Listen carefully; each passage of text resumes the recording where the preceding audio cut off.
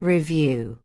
The novel The Wolf Brothers in New York 1 continues the mystical epic of the Wolf family of Yerensk, bringing myth, nature, and curse to a new setting, the heart of a modern metropolis.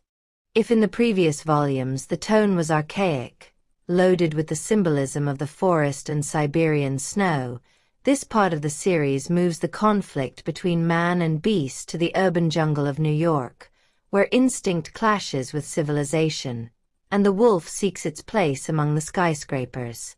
The result is a tense, poetic, and brutally honest novel about the duality of human nature.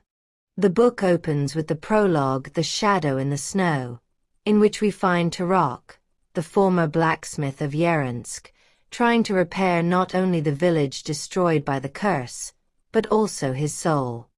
His sister, Sion, the being caught between two worlds, woman by day, she-wolf by night, lives with the burden of guilt.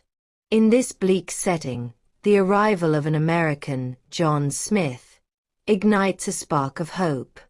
When Turok helps him by repairing his truck in a blizzard, he receives a job offer in New York, a gesture that becomes the trigger for the entire story.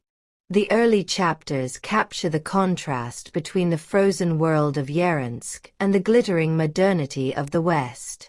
The journey by train and then by ship to America is described with a special sensitivity, a mixture of fear, wonder, and nostalgia.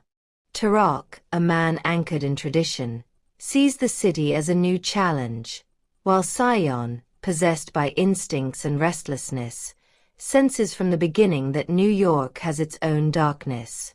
Once in the metropolis, the story turns into a modern ballad of survival. Turok becomes a blacksmith in John Smith's workshop, a place full of noise, fire, and metal, an urban transposition of his world in Siberia. But for Sion, the city is a dangerous labyrinth. Her beauty makes her a target for Vincent Russo, an underworld thug who lures her with promises of luxury and freedom. The author manages to perfectly portray the degradation of the soul. Sion is not a classic victim, but a woman torn between two callings, the desire for love and the thirst for blood. Her fall into the world of prostitution and violence marks the turning point of the novel.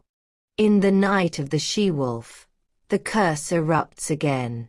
Under the moonlight, Sion transforms, slaughtering all those who have brought her